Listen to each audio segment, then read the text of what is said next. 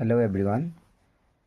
তোমালোকক আজি মই এই ভিডিঅ'টোত যিসকল ছাত্ৰ ছাত্ৰীয়ে এইবাৰ 9ৰ এনুৱেল এক্সামৰ কাৰণে প্ৰিপাৰেশ্যন চলাই আছা তেওঁলোকৰ কাৰণে তোমালোকৰ ইংলিছৰ যি নটিছ ৰাইটিং পৰীক্ষা তোমালোকৰ লিখিবলৈ আহে সেই নটিছ ৰাইটিঙৰ ওপৰত আজি মই এই ভিডিঅ'টোত আলোচনা কৰিম কাৰণ কিছু ডিষ্ট্ৰিক্টত এতিয়া যিহেতু এনুৱেল এক্সাম চলি আছে আৰু কিছুমান ডিষ্ট্ৰিক্টত এতিয়াও হ'বলৈ আছে আমাৰ মেট্ৰিক পৰীক্ষা শেষ হোৱাৰ পিছত আৰম্ভ হ'ব গতিকে আমি আজি এই ভিডিঅ'টোত তোমালোকৰ কাৰণে কোনখিনি ইম্পৰ্টেণ্ট নটিছ ৰাইটিং মানে আমি ধৰি লোৱা তোমালোকে নটিছ ৰাইটিঙৰ লগত ৰিপৰ্ট যিহেতু মানে আহে মানে যিকোনো এটা লিখিলে হৈ যায় তোমাৰ 4 বা 5 মাৰ্কৰ মানে নটিছ ৰাইটিং আহিব আৰু 4 বা 5 মাৰ্কৰ কাৰণে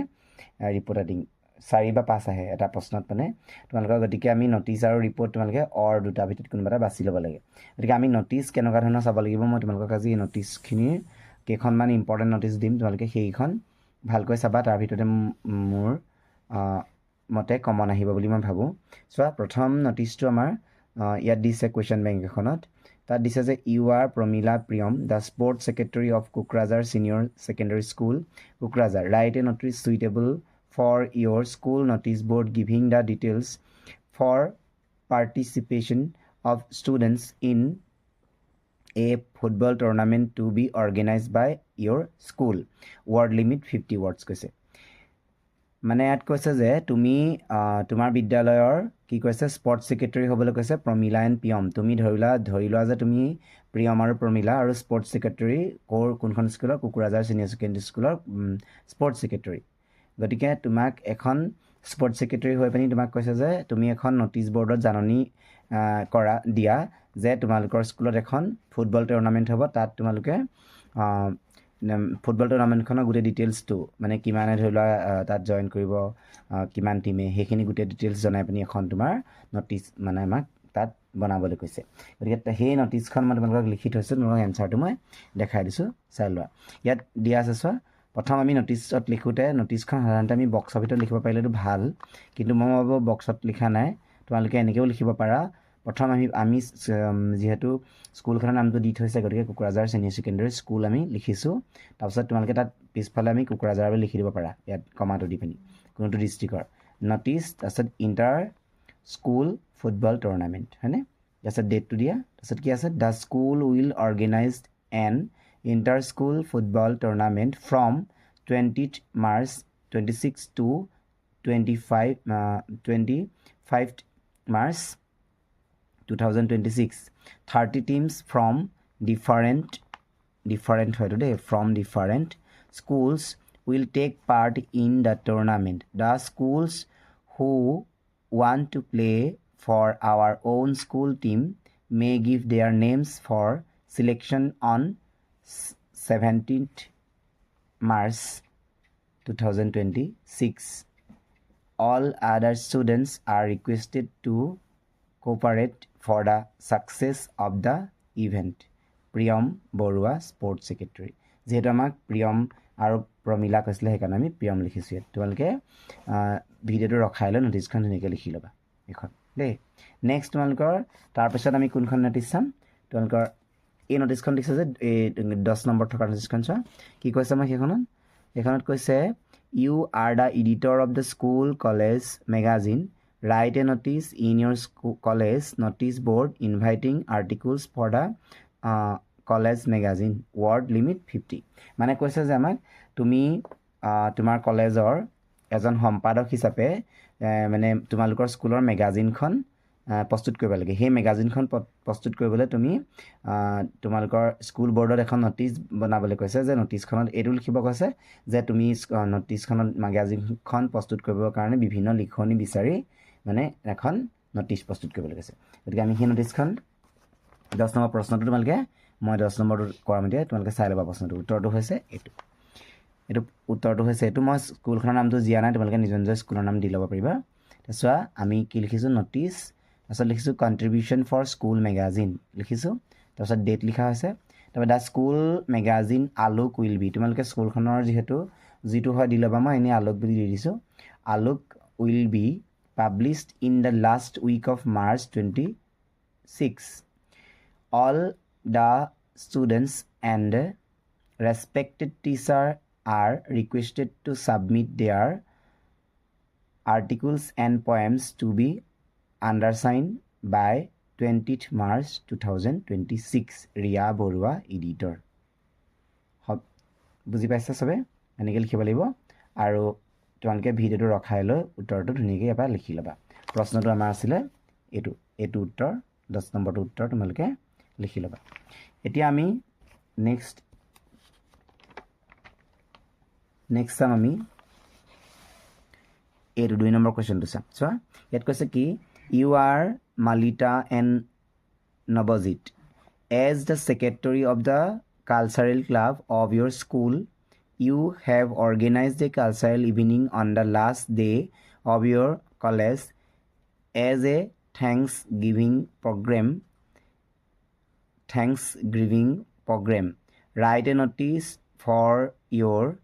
college notice board giving necessary information about the program in more than 50 words. It's college দিয়া আছে স্কুল লিখিব পাৰিবা ইয়াত কৈছে যে তুমি মালিতা এণ্ড নৱনীতা হৈ পানি তুমি কালচাৰেল মানে সাংস্কৃতিক বিভাগৰ সাংস্কৃতিক ক্লাবৰ তুমি এজন মানে হৈ পানি তুমি এখন নটিচ বৰ্ডত কি ক'বলৈ কৈছে কালচাৰেল ইভিনিং এটা লাষ্ট ডে মানে স্কুলৰ শেষৰ দিনা আমাৰ এটা ফাংচন পাতিব কৈছে কি লাষ্ট দিনা এখন আমি সাংস্কৃতিক ইভিনিং এটা অনুষ্ঠিত কৰিম তাৰ কাৰণে তুমি কি ক'বলৈ কৈছে এখন নটিচ বৰ্ডত জাননী দিবলৈ কৈছে হেতু আমাৰ এটো প্ৰশ্ন এ এই প্ৰশ্নটোৰ উত্তৰ আমি ইয়াত আপোনালোকক দেখাই দিছো সো এটো কালচাৰেল ক্লাব দেশ হাই স্কুল যোৰহাট নটিচ আৰু ডেটটো এনেকৈ দিবা all the students are hereby informed that a cultural evening will be held on 15 March 2026 at 6 p.m. in the school auditorium as a Thanksgiving program on the last working day. There will be dance, songs, recitation and drama performance. Students are requested to attend in time. Nandita, Secretary, Cultural Club. It was a hey personal answer. Most important question de ekhini tolke ekhini saboi libo. Next ako ami tar pisot etu sam. Etu soa ki koise you are Rumi and Nurul as the president of literary club of your school. You have organized an inter-school debate competition on the occasion of Silver Jubilee celebration of your school. Write a notice in about 50 words informing the students of your school about the competition. কৈছে যে তুমি নুৰুল বা ৰমি হৈ পানি তোমাৰ সাংস্কৃতিক বিভাগৰ তুমি প্ৰেসিডেন্ট সভাপতি you have organized an inter-school debate competition. আমি আমাৰ বিদ্যালয়ত তোমাৰ সিলভাৰ জুবলি মানে ৰূপালী জয়ন্তীৰ উপলক্ষে আমি কি কৰিবলৈ কৈছে এখন তৰ্ক প্ৰতিযোগিতা আয়োজন কৰিছো সেই কাৰণে আমি কি কৰিবলৈ কৈছে নটিচ বৰ্ডত ইয়াৰ বিষয়ে ডিটেইলছ জনাই বানি আমি কম্পিটিশনটোৰ বিষয়ে এখন নটিচ লিখিব লাগে গতিকে আমি সেই নটিচটো আমি প্ৰশ্নটো তোমালোকে চাই লৈছা প্ৰশ্নটোৰ নটিচটো চোৱা এইটো 4 নম্বৰ কোৱেশ্চনটো আমি যেটো অলৰেডি তিনটা আলোচনা কৰিলো এটছোৱা ডেছ হাই স্কুল মই লিখিছো যেহেতু তোমালোকে লিখি লবা নিজৰ স্কুলখনৰ নাম notice inter school debit competition আমাৰ তাৰিখটো লিখিছো on the occasion of our school silver jubilee the littering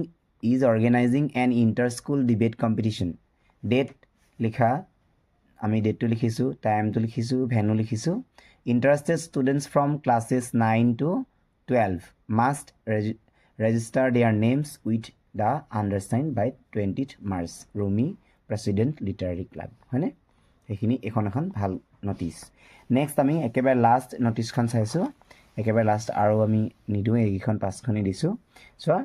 you are the general secretary of your school বা college. Draft a notice for the notice board about a excursion that you college in organizing, giving all necessary information,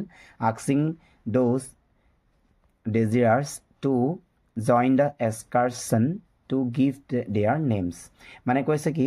আমাক তুমি general secretary হৈ পানি এখন notice বৰ্ডত notice লিখিব লাগে আমি এটা শিক্ষামূলক ভ্ৰমণ যাম সেই শিক্ষামূলক ভ্ৰমণটোৰ গুটেই প্ৰয়োজনীয় আমাৰ ডিটেইলছত আমি এখন কি কৰিবলৈ কৈছে আমাক এখন নটিচ বৰ্ডত সেই মানে ভ্ৰমণটোৰ বিষয়ে জনাই কোনে কোনে তাত আমাৰ যাব সেই সকলো নাম মানে দিবলৈ নাম জমা দিবলৈ গুটেই ডিটেইলছত আমাৰ এখন নটিচ বৰ্ডত নটিচ মানে জাননী দিবলৈ লিখিবলৈ কৈছে গতিকে আমি সেই প্ৰশ্নটোৰ উত্তৰ চোৱা আমি স্কুলখনৰ নামটো এনেকৈ লিখি লৈছোঁ লৈ নটিচত লিখিছোঁ আমি school excursion to Kaziranga national park আমি তোমালোকে বেলেগ ক'ৰবালৈ গ'লেও লিখি ল'ব পাৰিবা বেলেগকৈ যোনে যেনেকৈ ভাবা আৰু the college is organising a 3-day excursion to Kaziranga national park from 5th April to 8th April তাৰপিছত চোৱা the total cost is 1500 per head interested students should submit their names and free to the undersigned by 25th March 2026 Riya general secretary এইখিনি হৈছে আমাৰ notice নটিচৰ লগত তোমালোকে গম পালা যে নটিচৰ লগত ৰিপৰ্ট আহে গতিকে তোমালোকে যোনখিনি ভাবা যে নটিচ নিলিখোঁ মই ৰিপৰ্ট লিখিম গতিকে নটিচটোত কিন্তু উজু আমাৰ ৰিপৰ্টো বাৰু ভাল ৰিপৰ্টত যিহেতু আমাক হেডলাইনখিনি বা আউটলাইনছখিনি দিয়া থাকে আমি সেইখিনি লৈ পিনি কৰিব পাৰোঁ কিন্তু তোমালোকে পৰাপক্ষত নটিচ লিখিবলৈ চাবা নটিচটো মানে ৰিপৰ্টতকৈ ইজি অকণমান নটিচ লিখা ষ্টাইলটো তোমালোকে গম পালে আমি